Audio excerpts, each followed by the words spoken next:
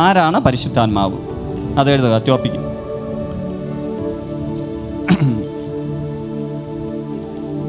വചനമെടുത്ത് വായിക്കാൻ പറ്റുമെങ്കിൽ ഫാസ്റ്റായിട്ട് വായിച്ച ഉപകാരം, അല്ലെങ്കിൽ വായിക്കണ്ട. യോഹന്നാൻ എഴുതിയ സുവിശേഷം 14 അധ്യായം 26 വാക്യം. യോഹന്നാൻ 14:26. എങ്കിലും പിതാവ് എൻ്റെ നാമത്തിൽ അയപ്പാനുള്ള പരിശുദ്ധാത്മാവ് എന്ന കാര്യസ്ഥൻ നിങ്ങൾക്ക് സകലവും ഉപദേശിച്ചു തരികയും ഞാൻ നിങ്ങളോട് പറഞ്ഞതൊക്കെയും നിങ്ങളെ ഓർമ്മപ്പെടുത്തുകയും ചെയ്യും. നമ്മെ ഉപദേശിക്കുകയും കർത്താവ് നമ്മളോട് വചനത്തിലൂടെ പറഞ്ഞത് ഓർമ്മിപ്പിക്കുകയും ചെയ്യുന്നവനാണ് പരിശുദ്ധാത്മാവ്. Hallelujah, hallelujah. 2 അപ്പോസ്തല പ്രവൃത്തികൾ 9:31.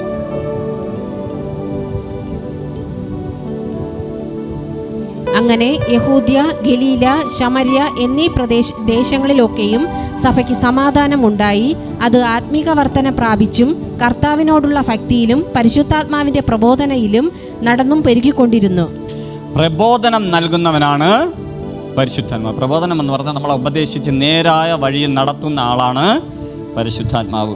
3 എഫേസ്യർക്കെഴുതിയ ലേഖനം 4:30 വാക്യം. ദൈവത്തിന്റെ പരിശുദ്ധാത്മാവിനെ ദുഃഖിപ്പിക്കരുത്, അവനാലല്ലോ നിങ്ങൾക്ക് വീണ്ടെടുപ്പ് നാളിനായി മുദ്രയിട്ടിരിക്കുന്നത്. ദൈവത്തിന്റെ പരിശുദ്ധാത്മാവ് ദുഃഖിക്കും. അതായത് ദുഃഖിക്കുന്ന ഒരു വ്യക്തിയെ പോലെയാണ് പരിശുദ്ധാത്മാവിനെ കുറിച്ച് പറഞ്ഞിരിക്കുന്നത്. ഒരു വ്യക്തിയാണ് കേട്ടോ, അതുകൊണ്ടാണ് ദുഃഖിക്കുന്നത്. നമുക്കല്ലേ ദുഃഖം വരൂ. അതേപോലെ പരിശുദ്ധാത്മാവിന് എന്ത് വരും? ദുഃഖം വരും. നമ്മൾ ചെറിയ വലുതുമായ കാര്യങ്ങൾ, തെറ്റുകളൊക്കെ ചെയ്യുമ്പോൾ ദുഃഖം വരും. യോഹന്നാൻ 14:26. എങ്കിലും പിതാവ് എൻ്റെ നാമത്തിൽ അയപ്പാനുള്ള പരിശുദ്ധാത്മാവ് എന്ന കാര്യസ്ഥൻ നിങ്ങൾക്ക് സകലവും ഉപദേശിച്ചു തരികയും ഞാൻ നിങ്ങളോട് പറഞ്ഞതൊക്കെയും നിങ്ങളെ ഓർമ്മപ്പെടുത്തുകയും. ഉപദേശിച്ചു തരുന്നവനാണ് പരിശുദ്ധാത്മാവ്. നിങ്ങളെ ഉപദേശിക്കും. നിങ്ങൾ നേരായ പാതയിൽ നടന്നില്ലെങ്കിൽ ഇതാണ് വഴി, ഇതിലെ നടക്കുക എന്ന് പറഞ്ഞുകൊണ്ട് ഉപദേശിക്കും. കുറ്റബോധം ഒരിക്കലും പരിശുദ്ധാത്മാവ് തരില്ല. 4 നേരം പ്രാർത്ഥിച്ചു, ഒരു 2 ദിവസം പ്രാർത്ഥിക്കാൻ പറ്റിയില്ല, വലിയ തിരക്കും മീറ്റിങ്ങും ഒക്കെ ആയിരുന്നു, അല്ലെങ്കിൽ പ്രാർത്ഥിക്കാൻ പറ്റിയില്ല. അയ്യോ ഞാൻ പ്രാർത്ഥിച്ചില്ലല്ലോ, ദൈവം എന്നെ തള്ളിക്കളയുമെന്ന് പറഞ്ഞ് കുറ്റബോധം വരുന്നുണ്ടെങ്കിൽ അത് സാത്താനാണ്. പാപബോധം തരും. ഹല്ലേലൂയ. കുറ്റബോധം വേറെയാണ്. കുറ്റബോധം നിങ്ങളെ ഡള്ളാക്കുന്നതാണ്. പാപബോധം എന്ന് പറഞ്ഞാൽ അയ്യോ പ്രാർത്ഥിക്കാൻ പറ്റിയില്ലല്ലോ, കർത്താവേ സ്തോത്രം, ഞാൻ അറിയാതെ പറ്റിപ്പോയി കർത്താവേ എന്ന് നമുക്ക് തോന്നുവാൻ തക്കവണ്ണം നമ്മളെ ഉപദേശിച്ച് പാപബോധം തരുന്നവനാണ് പരിശുദ്ധാത്മാവ്. യോഹന്നാൻ എഴുതിയ സുവിശേഷം 16 അധ്യായം 8 വാക്യം.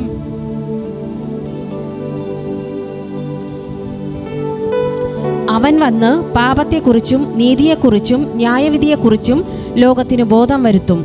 ബോധം, പാവബോധമാണ് ആര് തരുന്നത്? പരിശുദ്ധാത്മാവ് തരുന്ന. ന്യായത്തെക്കുറിച്ചും നീതിയെക്കുറിച്ചും ഒക്കെ ബോധം വരുത്തും. യോഹന്നാൻ എഴുതിയ സുവിശേഷം തന്നെ 14 അധ്യായം അതിൻ്റെ 3 വാക്യം. ഞാൻ പോയി നിങ്ങൾക്ക് സ്ഥലം ഒരുക്കിയാൽ ഞാൻ ഇരിക്കുന്ന ഇടത്ത് നിങ്ങളും ഇരിക്കേണ്ടതിന് പിന്നെയും വന്ന് നിങ്ങളെ എൻ്റെ അടുക്കൽ ചേർത്തുകൊള്ളും. തിരിച്ച് വഴി നടത്തുവാൻ കഴിയുന്നതാണ് പരിശുദ്ധാത്മാവ്. കർത്താവിൻ്റെ അടുക്കലേക്ക് ഒരു നല്ലൊരു കാര്യസ്ഥനാണ്, അതിലുപരി ഒരു ബ്യൂട്ടീഷ്യനാണ്, നമ്മളെ ഒരുക്കി വഴി നടത്തുന്നവനാണ്. യോഹന്നാൻ എഴുതിയ സുവിശേഷം തന്നെ 16:14.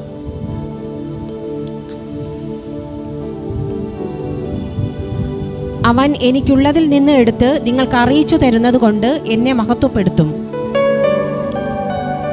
കർത്താവിന് ഉള്ളതിനെക്കുറിച്ച്, കർത്താവിൻ്റെ ഉള്ളതിൽ നിന്ന് എടുത്ത് നമുക്ക് തരും. അതായത് സ്വന്തമായി ഒന്നും നമുക്ക് തരില്ല. പരിശുദ്ധാത്മാവ് തരുന്നതെല്ലാം പിതാവും പുത്രനും നമ്മെക്കുറിച്ച് സംസാരിക്കുന്നത്, പിതാവും പുത്രനും നമ്മെക്കുറിച്ച് പറയുന്നത് മാത്രമാണ് നമ്മളോട് സംസാരിക്കുന്നത്. ഹല്ലേലൂയ. അങ്ങനെ നോക്കുമ്പോൾ തന്നെ നമുക്ക് മനസ്സിലാവുന്നത് പരിശുദ്ധാത്മാവ് ശക്തിയുള്ള ഒരു വ്യക്തിയാണ്. സൂപ്പർ നാച്ചുറൽ ശക്തി ഈ ഭൂമണ്ഡലത്തിൽ ഉണ്ടാക്കിയ, അല്ലെങ്കിൽ സൂപ്പർ നാച്ചുറൽ ശക്തിയുള്ള ഒരു വ്യക്തിയായിട്ട് പരിശുദ്ധാത്മാവിനെ കാണാൻ പറ്റും. തൃത്വത്തിൽ ഏകനായ, അതായത് തൃത്വത്തിൽ മൂന്നാമനായ ദൈവമായി പരിശുദ്ധാത്മാവിനെ കാണാൻ പറ്റും. പിതാവ്, പുത്രൻ, പരിശുദ്ധാത്മാവ്. അതായത് ഒരു വ്യക്തിയാണ്. ആയതുപോലെ പരിശുദ്ധാത്മാവിന് ധാരാളം പേരുകൾ തിരുവചനം പറയുന്നുണ്ട്. ഇനി ഈ സൂപ്പർ നാച്ചുറൽ വ്യക്തിയാണ് യേശുവിനോടൊപ്പം നിന്ന് ദൈവപ്രവൃത്തി വെളിപ്പെടുത്തുന്നത്. ലാസറിൻ്റെ മരണത്തിൽ, ലാസറിൻ്റെ കല്ലറയിൽ മുന്നിൽ ചെന്ന് യേശു പറയുന്ന സമയത്ത് ലാസർ എഴുന്നേറ്റ് വരുന്നത് ഈ സൂപ്പർ നാച്ചുറൽ പ്രവൃത്തി നടക്കുന്നതുകൊണ്ടാണ്. ഈ ഭൂമണ്ഡലത്തിൽ ഉണ്ടാക്കിയ സമയത്ത്, അതായത് നമ്മൾ ഉൽപ്പത്തി പുസ്തകത്തിൽ വായിച്ചു, ആ ഭൂമിമണ്ഡലത്തിൻ്റെ മുകളിൽ പരിശുദ്ധാത്മാവ് പരിവർത്തിച്ചതുകൊണ്ടാണ് പുതിയൊരു യുഗം ഉണ്ടായത്.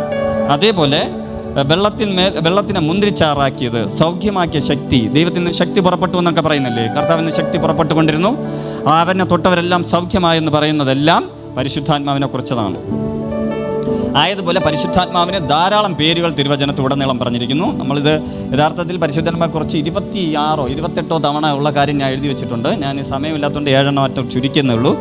അതേപോലെ പരിശുദ്ധാത്മാവിനെക്കുറിച്ച് ധാരാളം പേരുകൾ തിരുവചനത്തിൽ പറഞ്ഞു. 3 പേരുകൾ ഇതിനകത്ത് പറയാം. 1 സത്യത്തിൻ്റെ ആത്മാവ്, 2 കാര്യസ്ഥൻ, 3 ദൈവത്തിൻ്റെ ആത്മാവ്. യോഹന്നാൻ എഴുതിയ സുവിശേഷം അതിൻ്റെ 14, അതിൻ്റെ 15, 18. യോഹന്നാൻ എഴുതിയ സുവിശേഷം 14-ാം അധ്യായം അതിൻ്റെ 15, 18. നിങ്ങൾ എന്നെ സ്നേഹിക്കുന്നു എങ്കിൽ എൻ്റെ കൽപ്പനകളെ കാത്തുകൊള്ളും. എന്നാൽ ഞാൻ പിതാവിനോട് ചോദിക്കും, അവൻ സത്യത്തിൻ്റെ ആത്മാവ് എന്ന മറ്റൊരു കാര്യസ്ഥനെ എന്നേക്കും നിങ്ങളോടുകൂടെ ഇരിക്കേണ്ടതിന് നിങ്ങൾക്ക് തരും. ലോകം അവനെ കാണുകയോ അറിയുകയോ ചെയ്യായികയാൽ അതിനു അവന് ലഭിപ്പാൻ കഴിയുകയില്ല. മതി. ഹല്ലേലൂയ. അതായത് സത്യത്തിൻ്റെ ആത്മാവെന്ന് പറഞ്ഞ കാര്യസ്ഥനെ നിങ്ങളുടെ മേൽ അയക്കും. അവൻ വന്ന് നിങ്ങളെന്ത് ചെയ്യും? പാപം ബോധവും നീതിബോധവും ന്യായവിധിയെക്കുറിച്ചും പഠിപ്പിക്കും. ഹല്ലേലൂയ. പരിശുദ്ധാത്മാവ് ഉള്ള ഒരു വ്യക്തിക്ക് പാപം ചെയ്യുവാൻ കഴിയുകയില്ല. പാപബോധം വന്നുകൊണ്ടേയിരിക്കും, നീതിബോധം വന്നുകൊണ്ടേയിരിക്കും. നീതിയിലേ അവന് ജീവിക്കുവാൻ കഴിയുള്ളൂ. ന്യായവിധിയെക്കുറിച്ച് അവർ പഠിപ്പിക്കും എന്ന് പറഞ്ഞാൽ നമ്മൾ പോകുന്ന വഴി തെറ്റാണെങ്കിൽ പരിശുദ്ധാത്മാവ് ഉറപ്പായിട്ടും പഠിപ്പിക്കും.